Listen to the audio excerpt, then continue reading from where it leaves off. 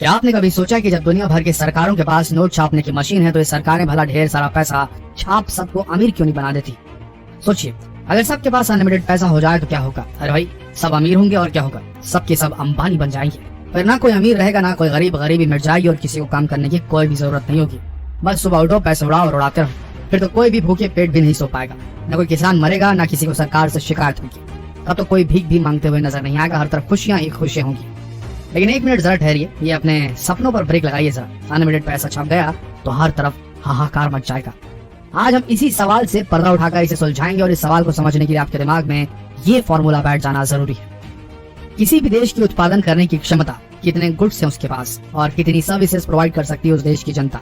Services यानी कि doctor consultation से लेकर के ऑटो मैन्युफैक्चरिंग तक जितने भी, गुड्स का मतलब दलहन तिलहन से लेकर गोल्ड तक जितने भी एक देश के पास गुड्स और सर्विसेज होते हैं उतनी ही करेंसी यानी कि मुद्रा उस देश के पास होनी चाहिए। ये है फाइनल फॉर्मूला। किसी देश में उत्पन्न होने वाली गुड्स एंड सर्विसेज की कीमत इक्वल टू देश की मौजूदा मुद्रा। इसे थोड़ा सिंप्लीफाई करके देखें तो ये मान के चलिए कि देश अगर एक बड़ा बाजार है और वहाँ एक सीमित अमाउंट में गुड्स हैं यानी कि प्रोडक्ट्स हैं, तो ये मानकर चलिए उन प्रोडक्ट्स की खरीदी और बिक्री के लिए जिन टोकन्स का प्रयोग किया जाता है वो ही करेंसी। अगर हम करेंसी की संख्या बढ़ा दें तो भी उस देश में प्रोडक्ट्स या गुड्स की संख्या में तो वृद्धि हो ही नहीं सकती। होगा ये कि पैसा ज्यादा होगा पर गुड्स नहीं। कंफ्यूजिंग लगा? चलिए आपको थोड़ा सा इजी करके समझाते हैं। अब हम इस बात को उदाहरण के जरिए समझते हैं। मान लो कि किसी देश में 5 लोग रहते हैं और सबके पास 100 रुपए हैं और उस देश में 50 किलो चावल पैदा होता है, तो उस 50 किलो चावल का टोटल कीमत कितनी होगी? 100 गुणित 5 इक्वल टू 500। अब मान लीजिए उस देश के पास नोट छापने की मशीन है और खूब सारे नोट उन्होंने छापे और बांट दिए सब में। तो अब सबके पास अगर हजार रुपए हैं तो अब उन 50 किलो चावल का टोटल मूल्य क्या हुआ? 1000 इंटू 5 इक्वल टू 5000। अब उन्हीं 50 किलो चावल की कीमत 500 से 5000 हो गई। ये आपने गौर किया? मतलब तो आप समझ ही गए होंगे। नहीं तो चलिए थोड़ा और विस्तार से आपको समझा देते हैं। सरकार जितना ज्यादा नोट छापेगी उतनी ज्यादा महंगाई बढ़ेगी और इसी को हम मुद्रास्फीति भी कहते हैं, यानी कि डीवैल्यूएशन ऑफ करेंसी हो जाएगी। चलिए इसे हम आपको दूसरे तरीके से भी समझाते हैं।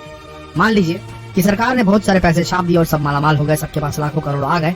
तो जब हम मार्केट में साबुन खरीदने के लिए जाएंगे तो उसकी कीमत 50 रुपए होगी। दुकानदार भला आपको कम पैसे में क्यों देगा? आपके पास तो बहुत पैसा है। अरे भाई, दुकानदार की भी तो लालच बढ़ेगी, धीरे धीरे सबकी कीमत आसमान छूने लगेगी। साबुन से लेकर हर चीज के दाम जो है वो आसमान पर रहेंगे। कच्चे माल से लेकर तैयार माल तक सभी वस्तुएं मिलेंगी, लेकिन दाम थोड़े ज्यादा हो जाएंगे। लेकिन सब जानते हुए भी इतिहास गवाह है कि 2 देशों ने ये बहुत बड़ी गलती की थी। उन्होंने जरूरत से ज्यादा पैसा छापा था, ये सोचकर कि इससे गरीबी मिट सकती है। उन 2 देशों में से पहला देश है जर्मनी। प्रथम विश्व युद्ध के बाद जर्मनी की अर्थव्यवस्था चरमरा गई थी। युद्ध की जरूरतें पूरी करने के लिए जर्मनी ने बहुत सारे देशों से कर्ज लिया था, मगर युद्ध में हुई हार के बाद वह कर्ज नहीं चुका पाया। जर्मनी ने सोचा कि हम खूब सारा पैसा छापकर अपना कर्ज उतार देंगे। बस फिर क्या था, जर्मनी ने यही किया और उन्होंने अनलिमिटेड अमाउंट में पैसा छापा और फिर नतीजा ये हुआ कि वहाँ की मुद्रा का डिवैल्यूएशन, अवमूल्यन हो गया और वहाँ की महंगाई आसमान छूने लगी। दूसरा है जिम्बाब्वे। बहुत साल पहले जिम्बाब्वे ने भी जर्मनी जैसी गलती की और बहुत सारी करेंसी छाप दी, जिसका नतीजा हुआ कि वहाँ की मुद्रा का अवमूल्यन यानी डिवैल्यूएशन हो गया, हजारों गुना बढ़ गया, जिससे और अब लोगों को ब्रेड और अंडे जैसी बेसिक चीजें खरीदने के लिए भी बैग भरकर पैसे देने पड़ते हैं, क्योंकि करेंसी ज्यादा छापने से वहाँ की करेंसी का डिवैल्यूएशन हो गया है, अवमूल्यन हो गया है। इतना हो गया है कि एक US डॉलर की कीमत 25 मिलियन जिम्बाब्वे डॉलर के बराबर हो गई है। इतिहास में इस घटना को जिम्बाब्वे की अति मुद्रास्फीति के नाम से जाना जाता है। तो दोस्तों, क्या आप समझ गए कि आप जितने नोट छापेंगे उतने ही आपको महंगाई का सामना करना पड़ेगा और ऐसा करने से उस देश का आसमान छूता हुआ स्टॉक मार्केट भी जमीन पर आ जाएगा। करेंसी नोट जो हम यूज करते हैं उनकी अपनी कोई कीमत नहीं होती, उनकी सिर्फ एक्सचेंज वैल्यू होती है कि कितने सामान के बदले आप उस नोट को देते हैं, और इसलिए इसे लीगल टेंडर भी कहा जाता है। जैसा आप कानून द्वारा ऑथराइज्ड हैं कि आप किसी भी गुड्स या सर्विसेज के बदले उस नोट को एक्सचेंज कर सकते हैं। किसी भी देश में कितनी करेंसी प्रिंट करनी है ये तो खुद देश की सेंट्रल बैंक, उस देश की GDP, राजकोषीय घनत्व, विकास दर जैसे कई कारकों को ध्यान में रखकर तैयार किया जाता है। इस तरह से अनलिमिटेड पैसा नहीं छापा जा सकता। भारत में RBI तय करती है कि कब और कितनी करेंसी प्रिंट करनी है। चलिए अब जानते हैं कि पैसे छपते हैं कहाँ, इनका पेपर कहाँ से आता है, इनका क्या कैसे होता है। तो सबसे पहला है, पैसे का पेपर कहाँ तैयार होता है। भारतीय पैसों का पेपर ज्यादातर दुनिया के 4 देशों में होता है। इन देशों में पेपर बनाने की आधुनिक मशीन है। तो चलिए जानते हैं वो कौन से देश हैं। पहला अमेरिका का पोर्टल, दूसरा फ्रांस का अर्जो विगिस, तीसरा स्वीडन और चौथा लुसेंटल पेपर फैब्रिक। हमारे देश में पैसा छापने की मशीन कहाँ है? पैसा बनाने की मशीन MP के देवास, दूसरा मैसूर, तीसरा सालबोनी, चौथा नासिक में है।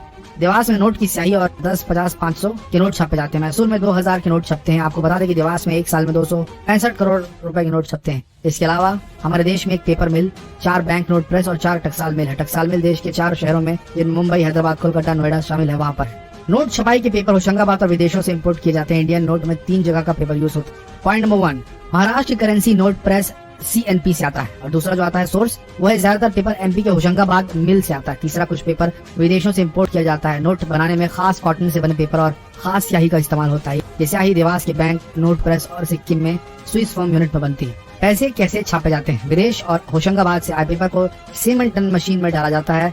इसके बाद इसे दूसरी मशीन इंटैबू मशीन में डाल दिया जाता है।